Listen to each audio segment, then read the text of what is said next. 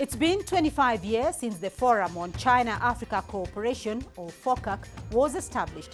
Founded in 2000, the mechanism was specifically designed to provide African countries with a coordinated voice in their engagement with China amidst a rapidly changing global economic environment. The development of African countries was the key goal of FOCAC, which since its inception has evolved into a valuable brand of cooperation and solidarity between China and Africa. So this week on the program, we unpack what FOCAC has achieved in the last 25 years and look at what the future holds for the mechanism. I'm Beatrice Marshall. Welcome to Talk Africa.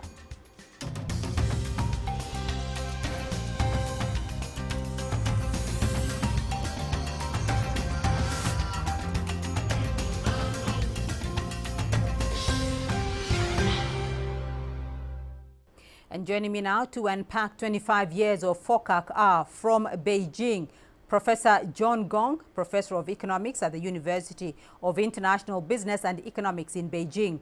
From Abuja in Nigeria, Charles Okechukwu Onunaiju, Director of the Center for China Studies in Nigeria. And with me here in studio, Dr. Kavins Adere, a China-Africa expert. Gentlemen, welcome to the program and thank you all for joining us. I want to start off by getting a preview from all of you. And let me start off with you, Professor Gong. Chinese Foreign Minister Wang Yi earlier stated that over the past 25 years, FOCAC has grown rapidly into a golden brand of solidarity and self-reliance among the Global South and international cooperation with Africa. Why has FOCAC become such an important mechanism for China-Africa cooperation? Well, this is a very important venue for China to exchange ideas with our African friends. As we all know that China today is probably the biggest player in the African continent from a commercial perspective, from a business perspective. We have a lot of investment there. China is the largest trading partner with many countries on the African continent. And this forum serves as a place for both sides to exchange views, to talk about new opportunities, to further strengthen our friendship. And probably more importantly, this is also a time that China usually announces some big amount of investment commitment, in the next few years. And I think this is probably sort of more and most pertinent to the audience in this forum. Because after all, this is really, really counts for the cooperation between the two sides. Charles, what's your take? Well, FOCAC has been a very important platform because among several partnerships, international partnership, it's been quite focused on deliverables, on delivering tangibles, and of course, as a platform for dialogue, it has also promoted engagement between the two sides. But like I said, it has been able to solve some practical problems that are connected with Africa, especially issues of connectivity, issues of trade. So in whichever way you look at it, FOCAC has churned out very crucial milestone in its 25 years of existence, and the evidence can be seen and felt all across Africa. And of course, for China, it's been an important solidarity, an important window, and of course, it has really provided the two sides and made the two sides a model of very important international partnership. So for me, FOCAC is an important platform and a crucial milestone for the two sides. Dr. Adere, your thoughts?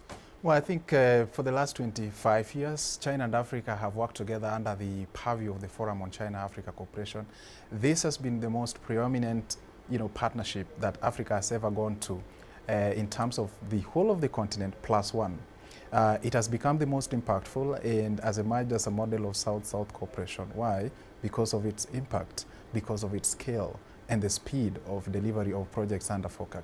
It has provided African leaders and their Chinese counterparts an opportunity to engage in constructive dialogue, to crowd out the noise, to synchronize development perspectives, and to really target the most important socioeconomic challenges that are facing both sides. Bringing together over 3 billion people FOCAC today actually is a shining example of what is possible when heads of state put their heads together in a constructive, equal manner and come up with feasible, practical steps on cooperation that delivers for the people. So, Charles, I want to go back to 2000 when FOCAC was formed. At that time, what global opportunities or what challenges necessitated that formation of a greater China-Africa partnership? Well, as you know, as I tried to state, China-Africa actually didn't start with FOCAC, but FOCAC added the momentum. And prior to that, like you know, China-African trade was just about 14 billion US dollars. You know, a paltry 14 billion US dollars by 2020, by 2000 when FOCAC was formed. Today you have 295 billion US dollars. With African export amounting to nearly half of that, over 100 billion US dollars of African export to China, which is quite significant. And of course, Africa then was a recipient of aid, and it was a consensus of African leadership and people that aid is not the way to go. Africa would like to trade. So what we have seen in the past 25 years is exponential growth in trade. And China trade with Africa has been without the hitches of politically motivated consideration, like we've seen with AGOA, where a number of countries were taken out of AGOA on a politically motivated consideration. So I think what is important is the stability, the stability in the cooperation, the access that has remained steady, and the opening has remained steady. So in my view, the changes we have seen in the past 25 years within the framework of the FOCAC was conspicuously absent in African international partnership. And like I've always said, this is a very historic moment for Africa, for which I think Africa should step up and double up on its strategic resilience so as to energize the China-African cooperation from their own side.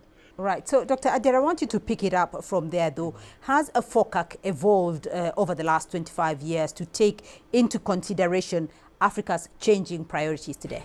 No, absolutely. I mean, if you look at the first FOCAC that was held in Beijing in the year 2000, and you look at the priorities then, there is stability in terms of priority areas. For example, the key issues then were issues of trade, you know, peace and security, economic cooperation, including multilateralism and true functional multilateralism at that. You look at issues like cultural exchanges. These have remained solid.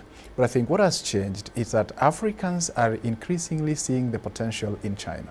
The China opportunity is beginning or has continued to make sense to many African countries who now rationally look at China as the best mode of international partnership. And truly speaking, China has provided all the leverages of opportunity for the African countries. Whether you look at it in terms of trade, whether you look at it in terms of investment, the Chinese companies were willing to invest in Africa while Western companies were busy pursuing other national security objectives.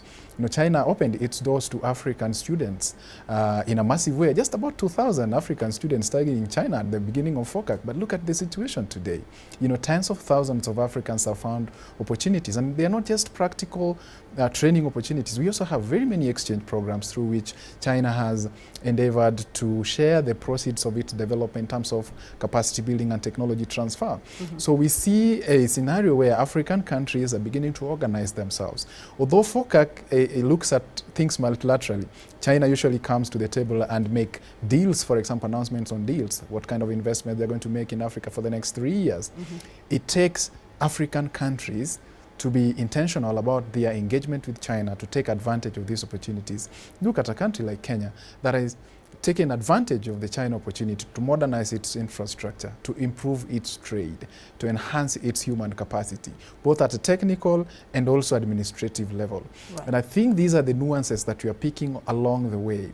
And as a result of these investments that are coming through Chinese partnership, the impacts are showing countries that this is more to do, development for peace, investments for development.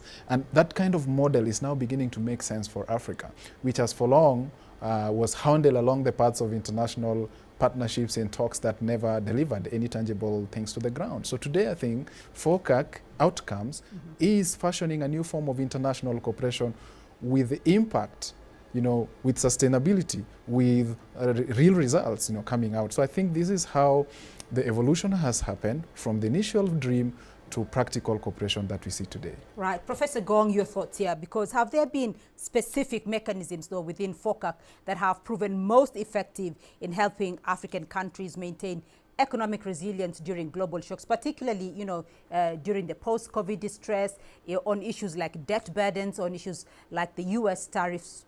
What's your take? Debt burden relief is a big deal. I think several countries are asking for it. I mean, I think this is actually very rare in international politics that a country would entirely give up its debt ownership. Nevertheless, I think China, does do these kind of things for really sort of least developed countries. That's a big deal. Another thing I will emphasize is that in more recent years we have more of those sort of small, in China we call it small and beautiful projects, not necessarily tied to hard infrastructure investment, but more to the sort of soft infrastructure side of things, related to, for example, personnel training, R&D cooperation, those kind of educational exchanges. I myself provides a perfect example for that. I have students from Africa, PhD students come from Africa who actually graduated over the years and went back to Africa, and in a substance really help African countries to move up the development ladder. And I think this is extremely important, especially in the age of AI, for example. As you probably know, the world is increasingly sort of divided into the camps of we used to say digital have and digitally have not. These days we say AI haves and AI have nots. And I think it is very important that China take the leadership in sharing and helping countries in the developing world, in the global south, to develop these technologies. And I think the cooperation between Africa and China should continue in amicable fashion. And granted, problems do arise here and there. And I think all these issues can be put on the table to be negotiated, to be worked out in a friendly manner, between friendly countries. So, Charles, let me come to you here, and I want to understand how the partnership within FOCAC is growing. I mean, China has established strategic partnerships with 53 African countries that has diplomatic relations with China. Is Africa negotiating with China as a collective bloc under FOCAC, or do individual national interests take precedence? There are issues that are diverse, that are of continental concern, like peace and unity, like infrastructure connectivity. These are issues of continental concern for which Africa can find a common ground. But beside that, of course, each of the countries have national priorities. Like in terms of access to Chinese market, each country has its own competitive advantage by way of what it produces best and what it does best. So in that case, you can have your way, you can seek your way out, you can find your way into China, taking advantage of the duty-free and tariff-free access to Chinese market. So there's quite a lot of things. In terms of trade, that are priorities. Comparative advantage endowed to each of the African countries, their strength where they can actually deliver more. In that respect, of course, bilateral engagement becomes also very important. But in terms of general policy, like the framework of African Free Continental Trade, that is a very crucial platform in which we know that a goods entering one African country doesn't have to discharge the gain in another African country. That is the simple meaning. Harmonizing the customs and harmonizing, these are very important. So we must do the homework. We must do the homework, link up industrial policy, and find each other's strength and concede to each other where it has advantage. And this we can do and maximize the engagement and the opportunity of China by harmonizing, finding a common ground through a negotiation, like taking the free continental market for a start. It will be counterproductive to have a tariff charged differently from one African country to another African country. So we need a whole lot of work to do internally, negotiate some of these barriers, negotiate. It's easy for China. China can lift tariff, is a single sovereign country. But doing that in Africa, you need discussions and negotiation to arrive at a consensus. All right, we're going to take a short break now. When we come back, we'll continue our discussion on what the future holds for FOCAC. To stay with us.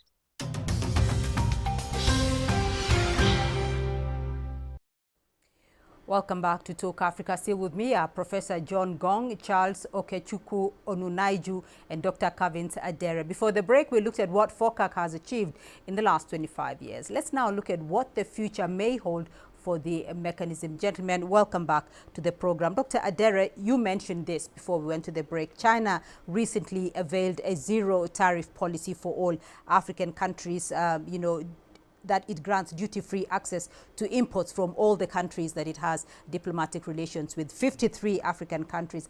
How has FOCAC influenced Africa's trade with China? No, in many ways. I mean, first of all, it's a big market. It's the largest consumer market in the world, and therefore African countries are repositioning themselves to take the best advantage of that. And on the policy end, China is increasingly opening up and allowing more African countries to do trade and investment with China. And I think this has facilitated that kind of trade. By China encouraging its companies to go abroad, many of the Chinese companies, for example, here in Kenya, we have over 400 Chinese companies operating here in different sectors, whether it is agriculture, energy, manufacturing, transportation, and all these areas. Now, the encouragement of these Chinese companies to come to spaces like Africa, where they transfer the technology, which then makes it possible for local populations to either improve productivity, enhance their manufacturing capability, learn a new skill, and this has allowed African countries to also jumpstart their nascent industrial capacity. And one of the markets they're targeting with these products is China. And I think the other option is, of course, China pushing for true multilateralism and economic globalization. It's not just bilaterally with the countries that it has diplomatic relations with. It is not just regional multilateralism that it does with countries, for example, in the region of Africa.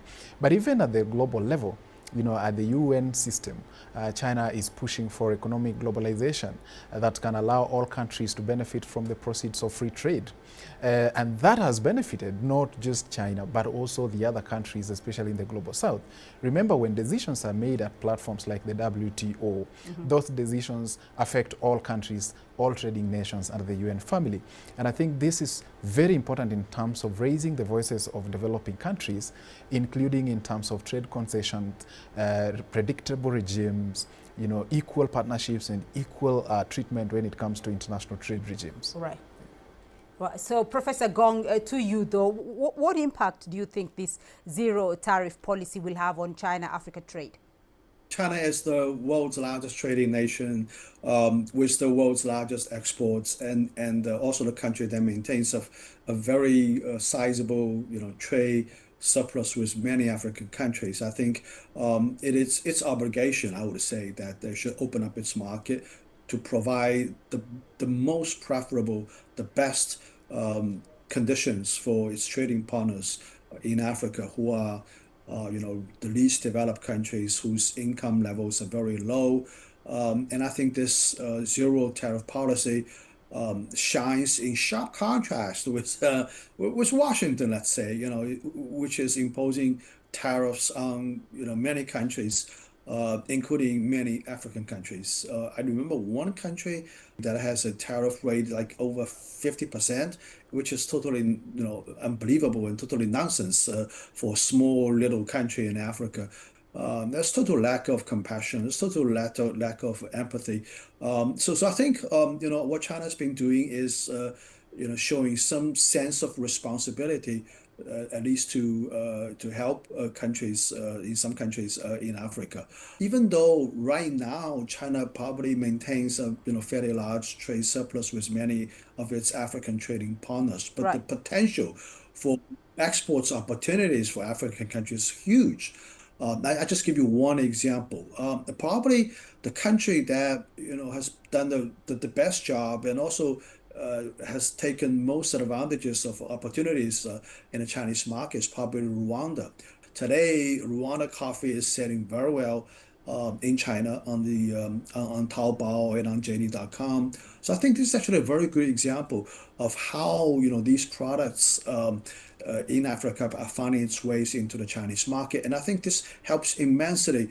Those farmers, those people who are involved in the coffee business in Rwanda. Right. So, I think it's examples like that should be replicated more often and more extensively in Africa, in many other countries. So Charles, I want to come to you and look a little bit at some geopolitics, because power rivalries are now intensifying globally. How do you see FOCAC affecting Africa's positioning in the global power dynamics? Well, let me be very straight. You see, first and foremost, there is no doubt that the China-African cooperation, especially within the framework of FOCAC, has put Africa in a considerable spotlight. Like prior to FOCAC, many Western Ministry of Foreign Affairs do not even have African department. You have the African policy conducted by people in show business, people in acting, people in all that. But today, Africa is, there is virtually no foreign ministry anywhere in the world that do not have very strong African department. And of course, like there has been several engagement with Africa.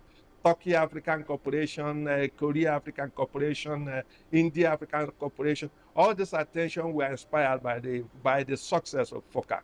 So within the context of existing geopolitics, Africa has come of age. Africa is almost in the center of it. Like just 2 years ago, Africa was admitted to the G20, although as a group.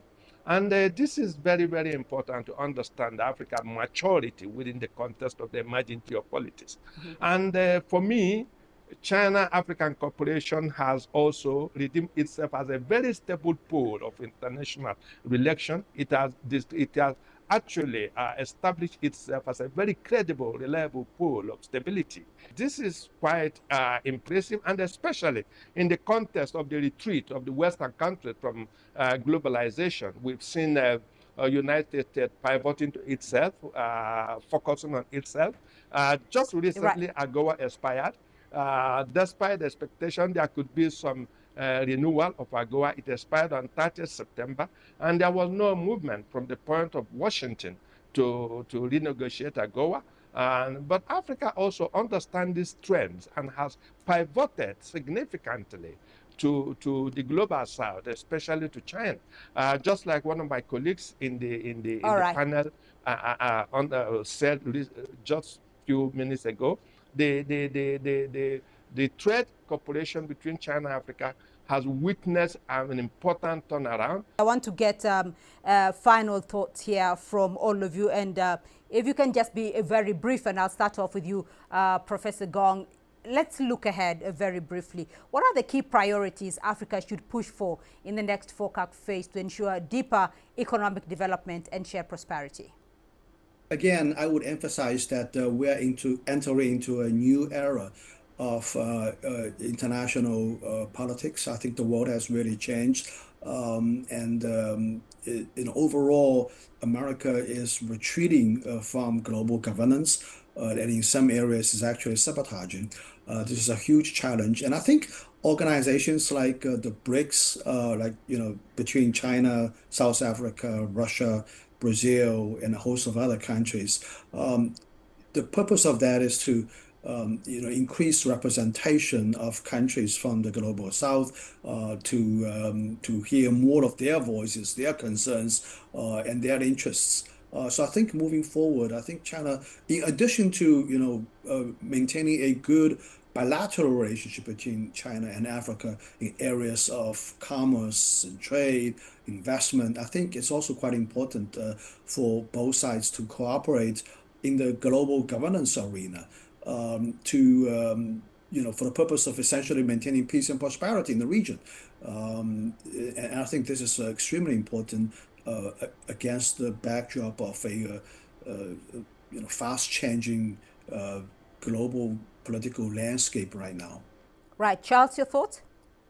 I believe Africa should also step up, engage more robustly, respond, make policy responses that engage the opportunity of China, and step up, in my view, take advantage of the opening, because it could go a long way to support Africa, diversify their economies, to move away from monocultural economies to a much more diversified economy with implication for job creation, and of course arresting sometime the conflict in Africa. So I think we can step up, meet China halfway, contribute our own wisdom to some of the initiative coming from Beijing, and harmonize it, take advantage of the existing mechanism for consultation, and profoundly affect the international landscape.